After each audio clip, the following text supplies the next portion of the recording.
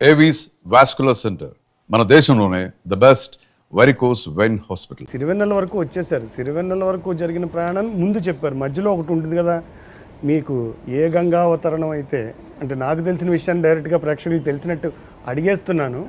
విశ్వనాథ్ గారికి పరిచయం చేసింది అంటే ఒకప్పుడు మీరు శంకరాభరణం పాటలు విని ఒక రకమైన భావోద్వేగానికి లోనవ్వడం, మళ్ళీ తర్వాత కాలంలో అదే దర్శకుడు అదే రచయిత వేటూరి గారి పక్కన మీ పేరు చూసుకోవడం, అలాంటివన్నీ జరిగినప్పుడు అసలు ఆ ప్రయాణం అంటే కాకినాడ నుంచి విశ్వనాథ్ గారి జనని జన్మభూమి వరకు మీ ప్రయాణం ఎలా సాగింది అని పరిచయం? నా ప్రయాణంలో నేను ఇంటర్మీడియట్ ఆ ప్రాంతం నుంచి నాకు ఒక స్ఫుటమైనటువంటి ప్రత్యేకమైన ఇష్టం, లేదా దాన్ని ఏంటంటే దాన్ని మీకు ఒక పక్షపాతం అంట, పాట కంటే ఆ పాటలో ఉన్నటువంటి సాహిత్యం పట్ల మక్కువ ఎక్కువ ఉండేది. ఎంత అందమైన సాహిత్యం చేసినా, ఎంత బాగా పాడినా, గాయకులు ఎంత బాగా పాడినా ఏం పాడారు అని చూసేవాడిని సాధారణంగా. అందువల్ల ఆ కాలంలో ఎక్కువగా నేను హిందీ పాటల్లో కొంత సాహితీ గంధం ఉండేది, ఉర్దూ సాహిత్య గంధం. అందువల్ల హిందీ పాటలు పాడుకుంటూ ఉండేవాడిని. అదిగాక నా కార్యక్రమంలో నేను ఒక యాక్టివ్ ఆర్ఎస్ఎస్ వర్కర్ని అవడం వల్ల నేను దేశం గురించి, దేశ సమస్యల గురించి, సాధారణంగా యువకుడు ఎవడైనా కలం పట్టుకున్నాడు అంటే తప్పనిసరిగా వాడికి సామాజిక స్పృహ వాడు ఏదో ఒకటి ఉంటుంది, పేదలు వాళ్ళ కష్టాలు, ఇలా వీటి గురించి రాసుకోవటం. అప్పటికి ఇంకా రొమాంటిక్ సాంగ్స్ రాయాల్సినంత వయస్సే రాలేదు, జ్ఞానమే రాలేదు, మనకు తెలియదు. అందువల్ల నాకు డ్యూయెట్లు అంటే ఏమిటో తెలియదు. అందువల్ల సాధారణంగా తెలుగు సినిమా పాట రూపం కూడా నాకు తెలియనటువంటి పరిస్థితి. ఆ సమయంలో సాధారణంగా పాటల్లో కవిత్వం ఉండదు అనేటువంటి కోవకే నేను కూడా చెందుతాను. ఎందుకు ఉండదంటే ఏముంటుంది, వాళ్ళు నాకు కోపం వచ్చింది, లేకపోతే నాకు నీ మీద ప్రేమగా ఉంది, అయ్యో నువ్వు ఏడుస్తున్నావా, ఇట్లాంటి మాటలకే ట్యూన్ కడితే పాటలు అవుతాయి తప్పిస్తే వాటిలో ప్రత్యేకంగా లోతైనటువంటి గహనమైన భావాలు వెతుక్కుని ఇలా కళ్ళు మూసుకుని ఏమన్నాడు కవి, దీనికి భాష ఏమిటి అని ఆలోచిస్తూ కూర్చునే అవకాశం ఉండదు. అందువల్ల నాకు ఎంత బాగా పాడినప్పటికీ కూడా ఆ పాటలను ఉటంకించడం నాకు పెద్ద ఇష్టం ఏమీ లేదు. ఎంత బాగా పాడినప్పటికీ కూడా ఏమిటి ఇందులో విషయం ఉంది అని అంటే ఒక రకమైన ఉపేక్షాభావం ఉండేది. ఆ కాలంలో ఒక రోజుని సడన్గా సినిమాలో హాల్లో చూస్తుంటే, అంటే నా ఉద్దేశం అంతకు మునుపు నేను వినకపోవడం ఉండొచ్చు, నాకు తెలియకపోవడం జరగవచ్చు. అంతేగాని నేను చెప్తున్న యూనివర్సల్ సత్యం కాదు.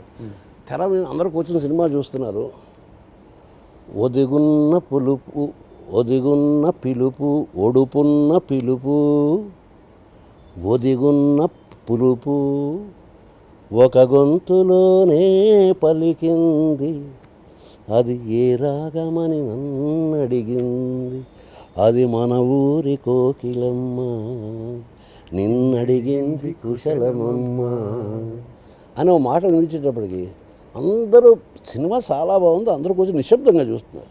నేను ఒక్కడిని మాత్రం గట్టిగా చప్పట్లు కొడేస్తున్నాను. ఎందుకంటే పాటలో అంత సుందరమైనటువంటి కవిత్వం ఉండడం అనేది అప్పటి వరకు నాకు పెద్ద అనుభవంలో ఉన్న విషయం కాదు. నేను ఇందాక కూడా చెప్పాను, ఇంతకుముందు లేదా ఉందా అని తర్కం కంటే కూడా మీ దృష్టికి వచ్చిన నాకు అంటే ఇప్పుడు మూగ మనసులో పాటలు కానీ మరొకటి కానీ కృష్ణశాస్త్రి గారి పాటలు కానీ అవన్నీ నాకు విననని కాదు. ఇన్ జనరల్ మాట్లాడుకోవాల్సి వస్తే మామూలు డ్యూయెట్లు, మామూలు పాటలు ఉండే కాలంలో ఇంత అందమైన, అది మన ఊరి కోయిలమ్మ నేను అడిగింది కుశలమమ్మ, గట్టున రెల్లు పువ్వ అందులో వెన్నెల గువ్వ, రెల్లు పువ్వ అందులో వెన్నెల గువ్వ, వెన్నెల గువ్వని రెల్లు పువ్వలో. అప్పుడు ఆ పాటలు రాసింది ఎవరొక టైటిల్స్లో నేను చూడలేదు. అది వేటూరి సుందరమూర్తి గారి సింగిల్ కార్డ్ సినిమా. విపరీతమైన ఆనందం వచ్చింది.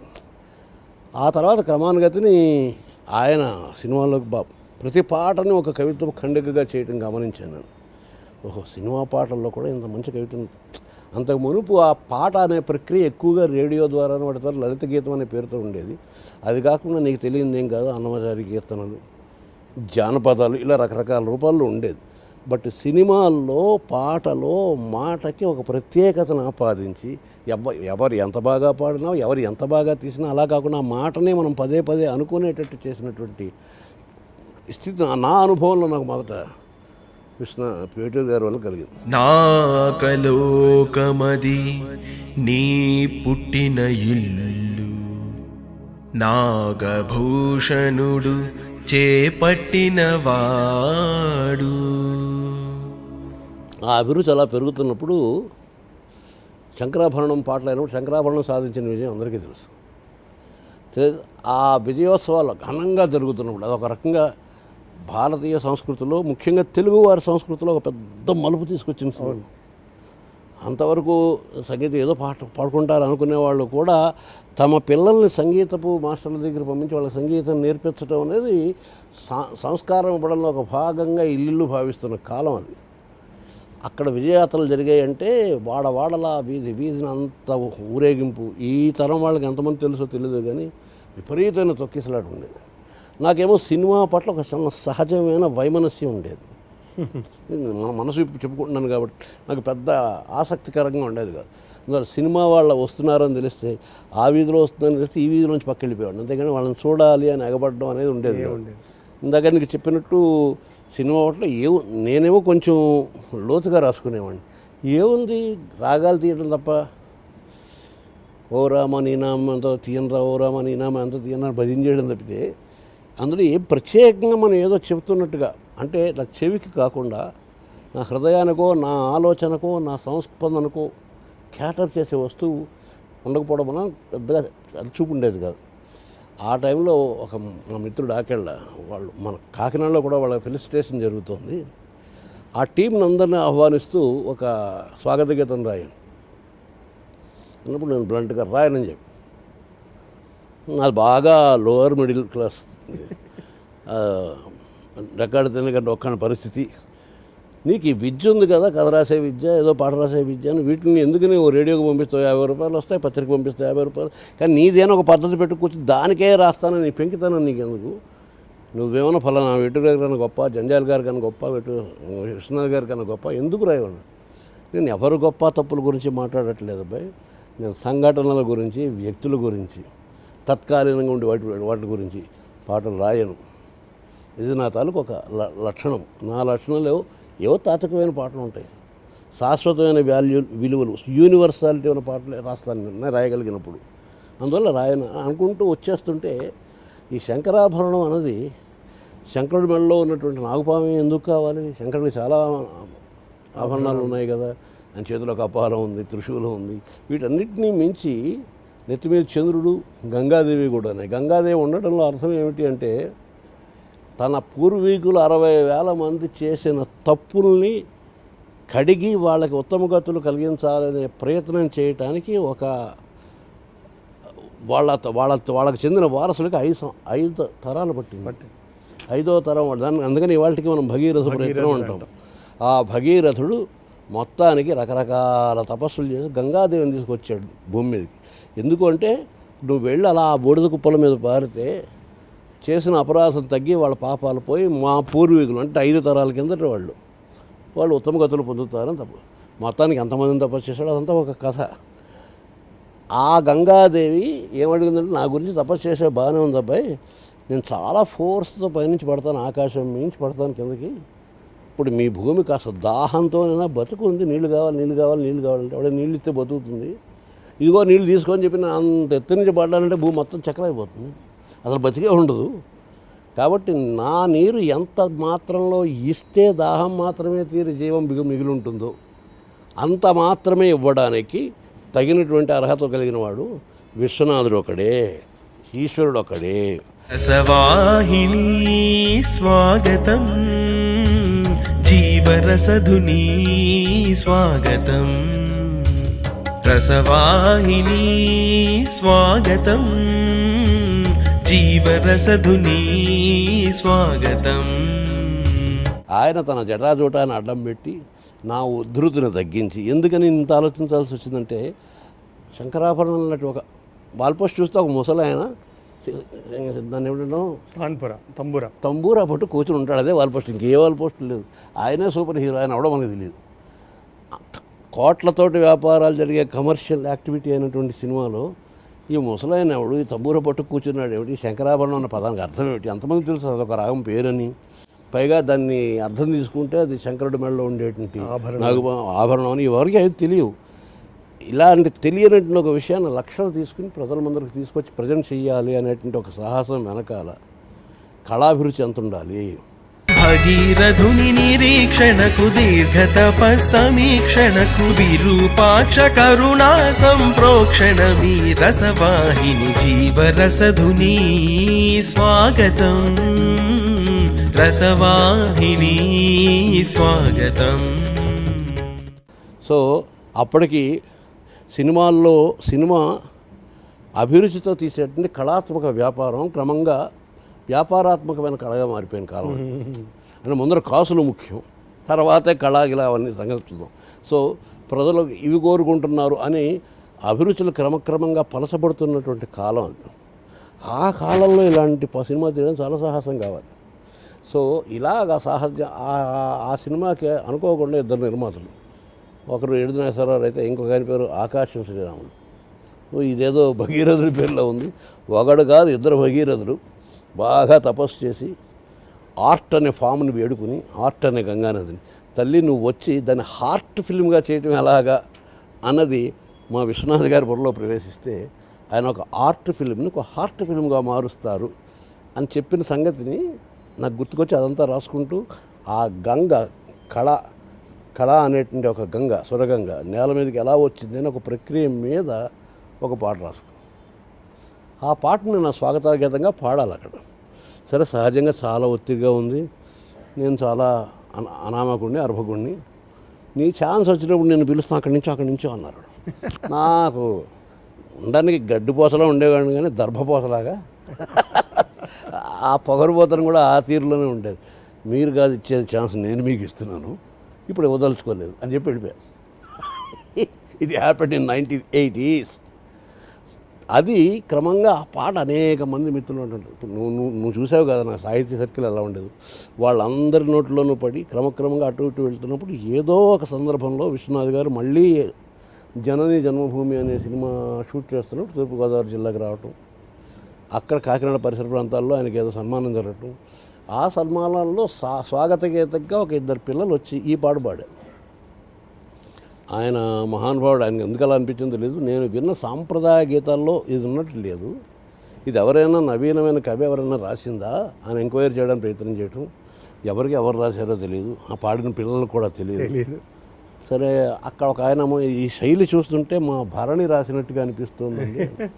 అయితే నేను నా సినిమాలో ఇది పెట్టుకోవాలనుకుంటున్నాను, మొత్తం పాట అంతా కుదరదు. నేను చెప్పాను కదా, నాకు పల్లవి చరణం ఈ విభాగాలు నాకు ఏం తెలియదు. ఒక పాట 89 లైన్లు ఉంటుంది, ఒక పాట 90 లైన్లు ఉంటుంది, ఒక పాట 3 లైన్లే ఉంటుంది, ఒక పాట 4 లైన్లే ఉంటుంది.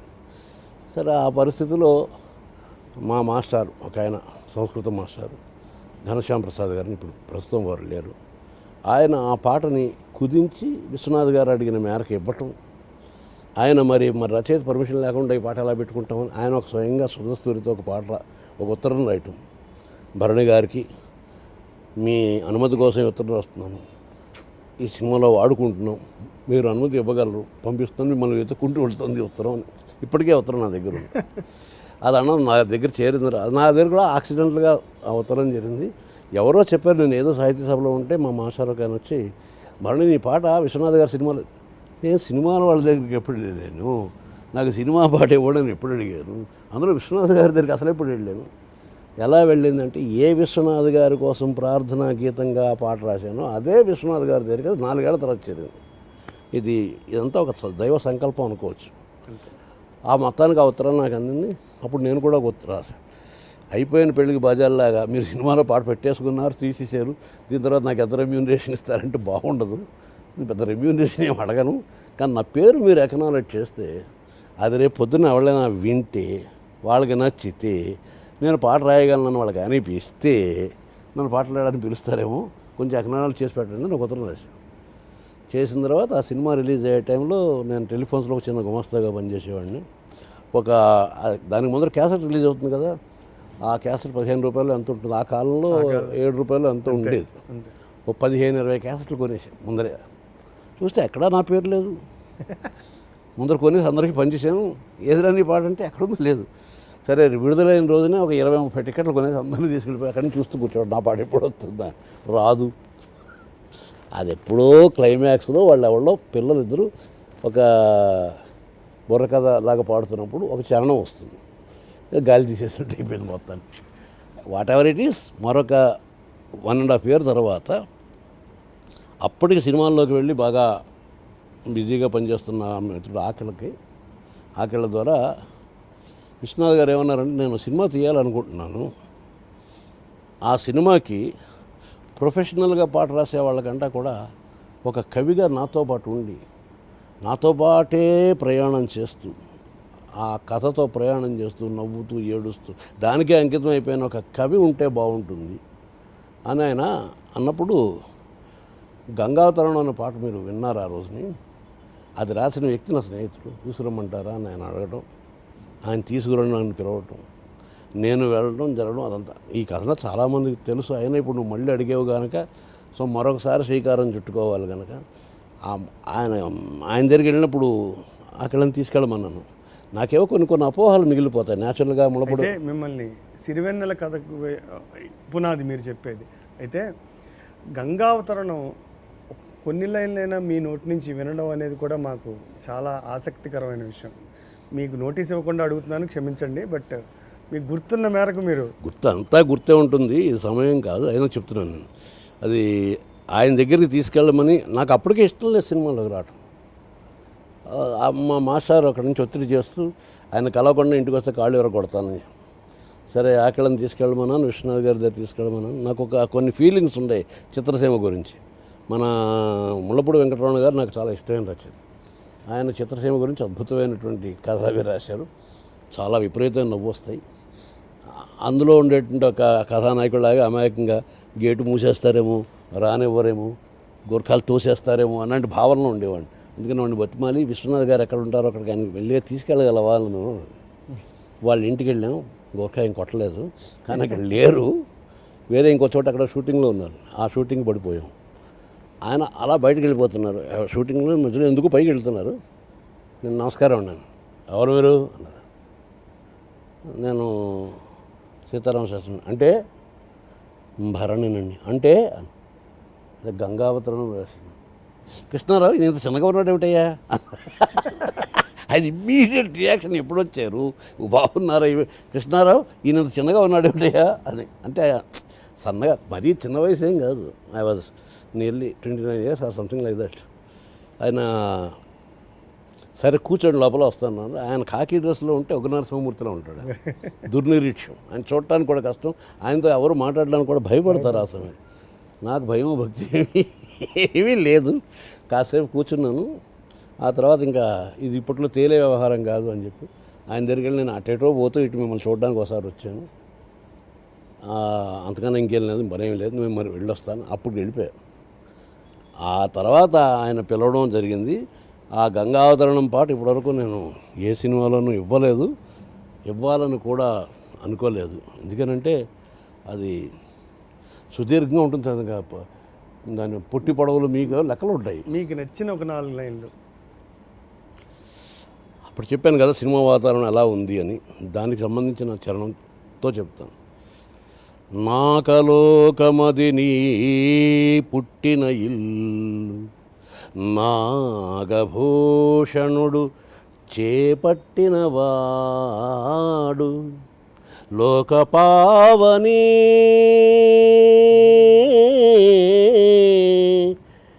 మందాకిని, రసవాహిని స్వాగతం, జీవరసధుని స్వాగతం. రసవాహిని అంటే అమృతవాహిని అని కూడా అర్థం. గంగాదేవి అలా కూడా అంటాం. అఘమీ భువి నిదాఘమై అర్కద్యుతి అమోఘమై, అఘమీ భువి నిదాఘమై. నిదాఘము అంటే గ్రీష్మం, అఘము అంటే పాపం భూలోకంలో గ్రీష్మంలాగా మంట తించేస్తుంది. అర్కద్యుతి సూర్యుడి కాంతి దారి చూపించడానికి బదులు దహించేస్తుంది. అర్కద్యుతి అమోఘమై సకల జగతి దాహతప్త సంక్షోభితమైన నాడు.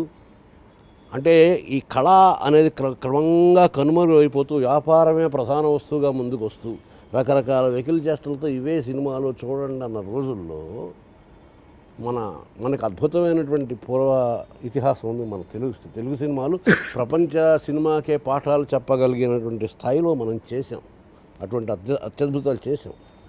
అలాంటి తెలుగు సినిమా అలా అయిపోయినప్పుడు ఆ సమయంలో సకల జగతి దాహతప్త సంక్షోభితమైన నాడు దివి వారిని భువి సీమకు తరలించగదలచినట్టి భగీరథుని నిరీక్షణకు దీర్ఘతపస్సమీక్షణకు విరూపాక్ష కరుణా సంప్రోక్షణ మీరసవాహిని జీవరసధుని స్వాగతం.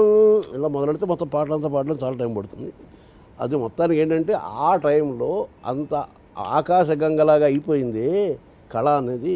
కళావృష్టి ఒక చినుకు కూడా కళ లేదే అని తప్పిస్తున్న కాలంలో ఆ ఆకాశగంగ నేల మీద తీసుకొచ్చిన భగీరథుడిలాగా విశ్వనాథుడు అలా తీసుకొచ్చాడు.